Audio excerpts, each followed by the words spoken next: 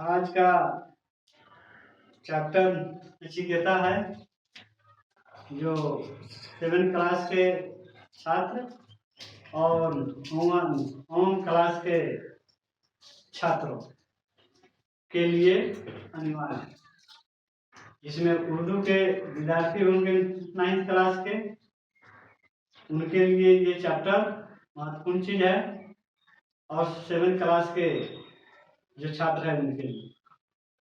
शीर्षक है नचिकेता। ये नचिकेता एक महत्वपूर्ण चैप्टर है। दूसरा, जिसमें आप लोग देखेंगे इस कहानी का जो मुख्य पात्र है ये नचिकेता है और वाजसरवा, ये पिता और पुत्र है। महर्षि वाजसरवा जो है एक यज्ञ करने का संकल्प किया था, जो आज से सहस्त्रों वर्ष पहले की बात है। ये महर्षि वाजसरवा का अधिकांश समय पूजा पाठ जब तक योग ध्यान में लगा रहता था, और उनका एकलौता पुत्र जिसका नाम है नचिकेता, और ये नचिकेता के ऊपर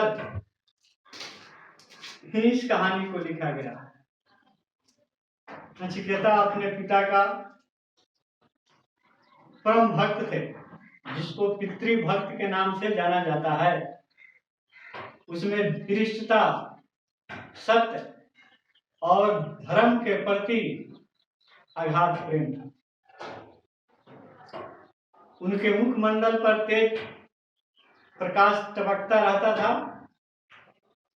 वह सहिष्णु था। बालक नचिकेता के इन गुणों के कारण उनके पिता वाजसरवा बहुत प्रेम करते थे। ये अक्षरशः माननीय बात है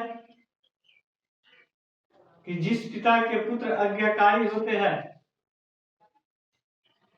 उस पिता का गौरव होता है, उस पिता का मान सम्मान चारों तरफ जो है प्रचलित रहता है, विख्यात होता है।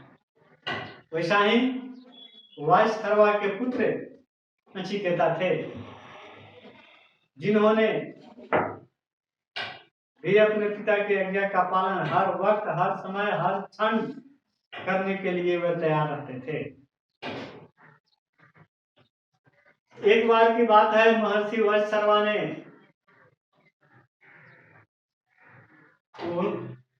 वाजसरवा को यज्ञ करने की इच्छा हुई। सर्वमेघ यज्ञ, और इस यज्ञ में सब कुछ संकल्प करने का उन्होंने निश्चय लिया था। सब कुछ को मैं संकल्प कर दूंगा, सब कुछ दान दे दूंगा। इस यज्ञ की विशेषता यह थी, यज्ञ समाप्त होने के बाद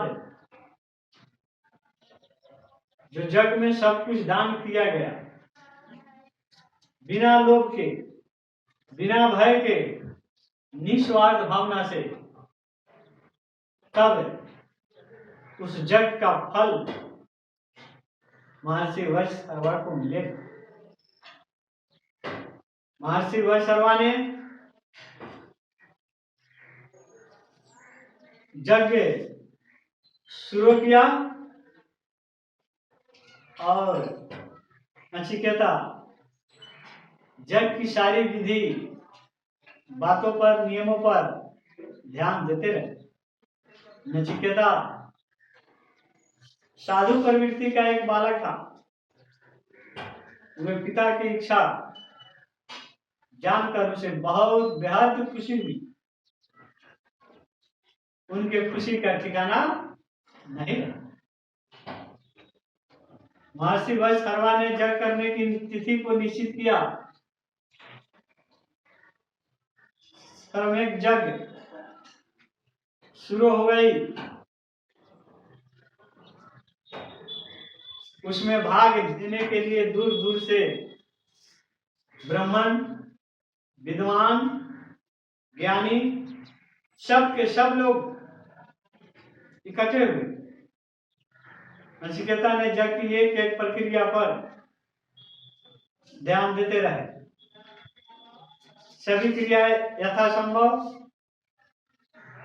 संपूर्ण हो गई।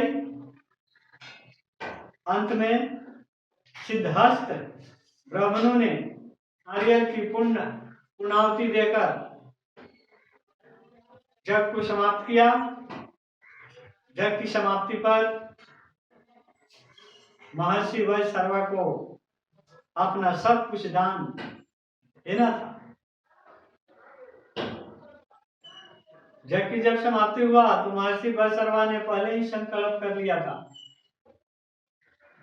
कि मैं यज्ञ में अपने प्रिय से प्रिय वस्तु यानी सब कुछ निस्वार्थ भाव से दान देंगे। ब्राह्मणों को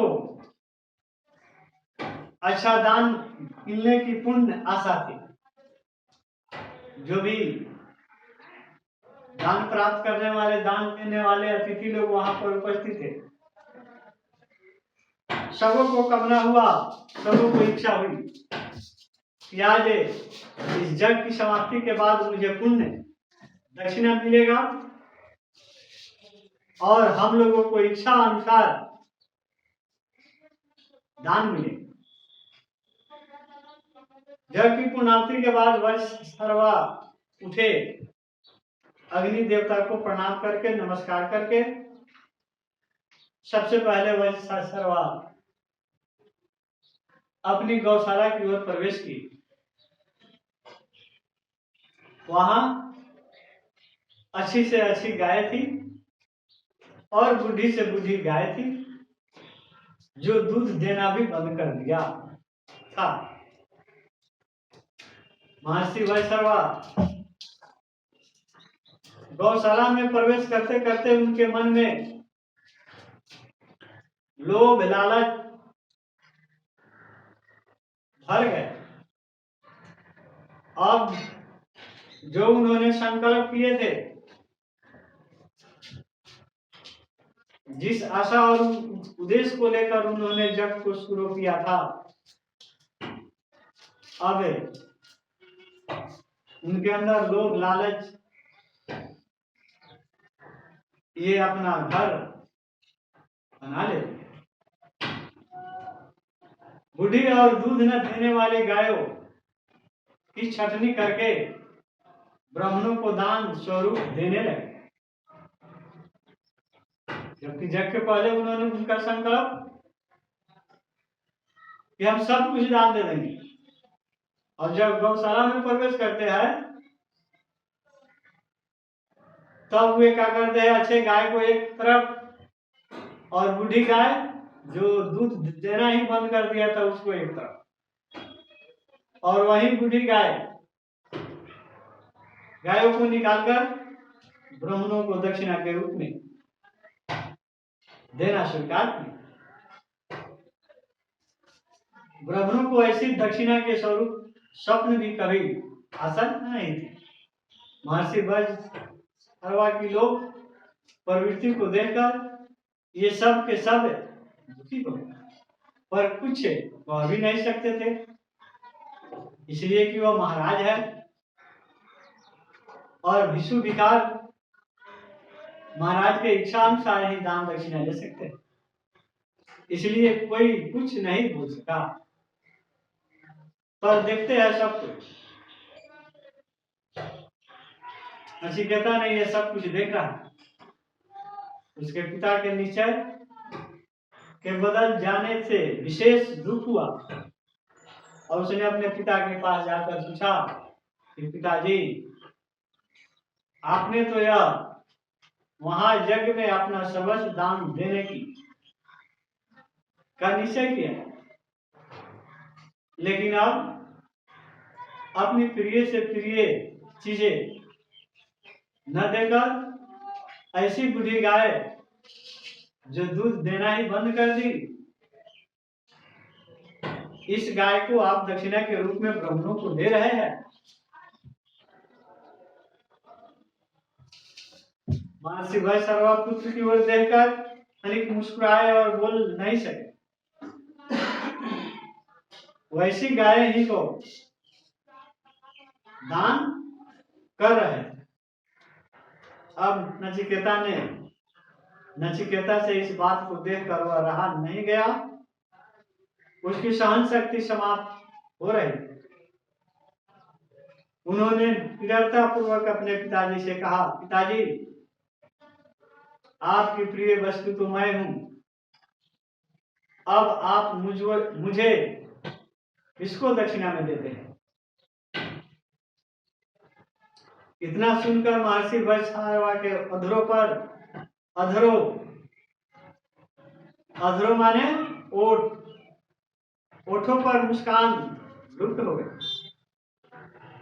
उसका स्थान जो है क्रोध ने ले लिया और ऐसी अवस्था में बोले, नचिकेता, मैं तुम्हें यमराज को दान के रूप में देता। नचिकेता ने सहस्त्र भाव से इसे वचन को स्वीकार किया और पिताजी, नचिकेता ने खुश होकर उत्तर दिया, मैं आपकी आज्ञा से यमराज के पास चला जाऊंगा, पर यज्ञशाला की सारी गाय ब्राह्मणों को दान में अवश्य दें। इसके बिना आपका सर्वस्व यज्ञ का दान फल आपको प्राप्त नहीं होगा, आप इसमें निष्फल हो जाए। महर्षि वैश्रवा के मुख पर क्रोध निकला और उन्होंने अपने पुत्र नचिकेता को बोले, छोटी मुंह और बड़ी बात करता है, यज्ञ की मुझे भी चिंता होनी चाहिए, तुम्हें नहीं। तुम यमराज के पास जाओ, बाकी मैं स्वयं देख लूंगा। महर्षि वैश्रवा क्रोध में भी अभी भूल गए कि नचिकेता उसका इकलौता पुत्र है। पिता की ओर से मिला हुआ ये आदेश उस प्रीति भक्ति बालक के लिए ब्रह्म स्वरूप वाक्य, ये आज्ञाकारी बालक जिस बात को वैश्रवा नहीं समझ पाए, इस प्रकार का हम बात बोल रहे हैं, इसका परिणाम क्या होगा? महर्षि वैश्रवा को यह पता नहीं। यमराज के दान देने के बाद भी नचिकेता के मुख पर प्रशंसा की झलक, ओठों पर मुस्कान दिखाई देने लगे। उसके बाद दृढ़ निश्चय करने के बाद नचिकेता ने एक क्षण भी रहना वह अवश्य में नहीं समझा। उसने अपने पिता के चरणों में गिरकर प्रणाम और स्पर्श किया और अपने पिता से जाने के लिए अनुमति प्रदान की। तब महर्षि वैश्रवा को होश आया कि मैंने आवेश में आकर ये क्या किया। क्रोधवश में नचिकेता को यह कह दिया और वह बालक दृढ़ निश्चय को अपनी इच्छा अच्छी तरह से जानने लगे और इस बात के लिए वे परिचित। नचिकेता यमराज के पास जाए बिना वह मानेगा नहीं। फिर भी पिता का स्नेह उमड़ आया। उसने पूछा, वत्स, यमराज से परिचित हो? नचिकेता ने बोला कि हाँ पिताजी, वे तो मृत्यु के देवता है। नचिकेता सहज भाव से अपने पिता को उत्तर दिया, यमराज के विषय में इतना जानकर भी तुम उसके पास जाते हो? महर्षि वैश्रवा को समझाने का प्रयास करते हुए कहा, मृत्यु के मुख में पहुंचकर कोई नहीं लौटता। ये वत्सर्वा ने नचिकेता को बताया। जानता हूं पिताजी, नचिकेता ने कहा, पिता की आज्ञा ही मेरे लिए सर्वोपरि है। उसी से मुझे निडर बना दिया है और आपके आशीर्वाद से मैं सब जगह आसानी से उनके पास पहुंच जाऊंगा। फिर मृत्यु तो ऐसा सच है तो उसे झुलसाया नहीं जा सकता। एक न एक दिन सभी को उनके पास पहुंचना है। मृत्यु सत्य। लाख प्रयास करने के बाद नचिकेता ने नहीं माना, अपने पिता को प्रणाम किया और यमराज के पास चलने का निश्चय किया। महर्षि वत्सर्वा को अफसोस, वे अपने किए हुए कार्यों पर पछतावा करने लगे कि मैंने क्या किया। जिस प्रकार शरीर से निकला हुआ प्राण वापस नहीं आती है, तीर से निकला हुआ बाण वापस नहीं आती है, वैसे मुख से निकला हुआ वचन जो है कभी वापस नहीं आती है। मैंने क्रोध में आकर नचिकेता को इस प्रकार का वरदान दे दिया। नचिकेता ने विनम्र भाव से यमपुरी जाने की आज्ञा प्राप्त करने के लिए अपने पिता से पहले ही मांग चुके और उनके पिता पहले ही दे चुके। कुछ कहने के लिए वह समय नहीं, और जो कुछ भी कहना है वे सब के सब निरर्थक माने जाएंगे, क्योंकि उनके पिता पहले ही। नचिकेता ने कहा, आप तो पहले ही मुझे ही आज्ञा दे दिए कि आप यमराज के पास जाइए। अब इसमें आज्ञा पाने की आवश्यकता ही नहीं। पिताजी, मुझे यमराज के पास जाने दीजिए, इसी में मेरा कल्याण होगा। नचिकेता की वाणी ने महर्षि वत्सर्वा को निरुत्तर कर दिया। निरुत्तर का अर्थ होता है कि बिना उत्तर। उनके सामने, नचिकेता के प्रश्नों के सामने वत्सर्वा का कोई उत्तर नहीं था। उसका सौभाग्य चेहरा कुमलाया गया और उसके मस्तक पर विषाद की रेखा स्पष्ट रूप से दिखाई पड़ी। नचिकेता को कहे वाक उसे शून्य की तरह उनको चूमने लगे।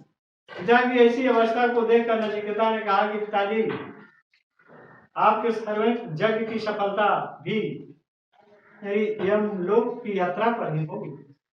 उसे मुझे पूरा करना मेरा धर्म है और धर्म पर चलने का आदेश आप अवश्य दें। नचिकेता ने ज्ञान भरी बातों के आगे उनको समझाया, बहुत कुछ कहा, लेकिन नचिकेता अपने बातों पर अडिग रहा। पिता को नमस्कार करके यमपुरी के लिए प्रस्थान किया। वह दिन रात चलता रहा। यमपुरी पहुंचने के कई दिन हो गए। यमपुरी के मुख्य द्वार पर उसको रोक दिया। उस समय यमराज जमपुरी में नहीं थे, जिसके कारण जमपुरी के द्वार पर नचिकेता को 3 दिनों तक रुकना पड़ा। जब यमराज जमपुरी में लौटे तो नचिकेता को देखकर उन्होंने अवाक हो गए कि भाई, ऐसा व्यक्ति, ऐसा बालक जिसके मुख पर मुस्कान है, ईडर है, इसका अभी जीवन है, और जिसका जीवन होता है वह जो है यमपुरी में प्रवेश कभी नहीं। बालक के पिता भक्ति को देखकर यमराज बहुत प्रसन्न हुआ। अंत में यमराज लौट कर आया तो मुख्य द्वार पर ऋषि कुमार को देखकर चिंतित हो। फिर उसने परिचय जानने के उद्देश्य से पूछा कि तुम कौन है। नचिकेता ने नमस्कार कर विनम्र स्वर में कहा, देव, मैं महर्षि वैश्रवा का इकलौता पुत्र। यमपुरी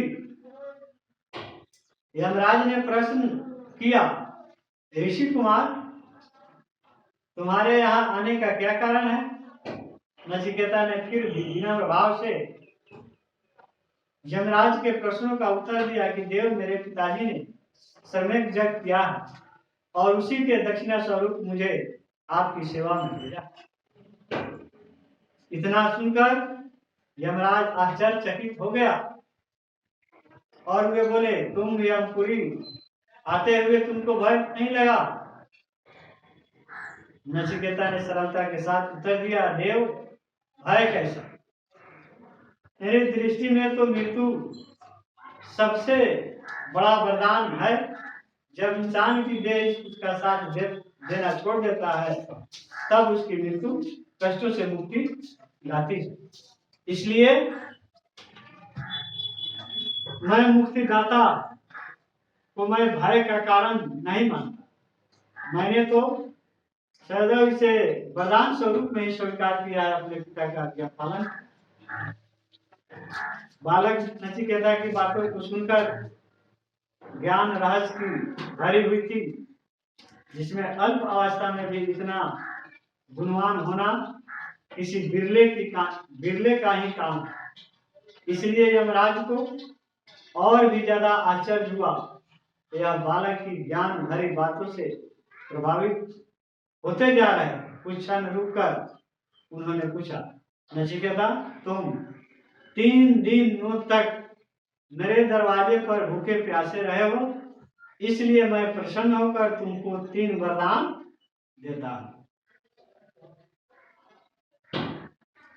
इतना ही, आज का चैप्टर इतना ही तक समाप्त किया जाता है। सही,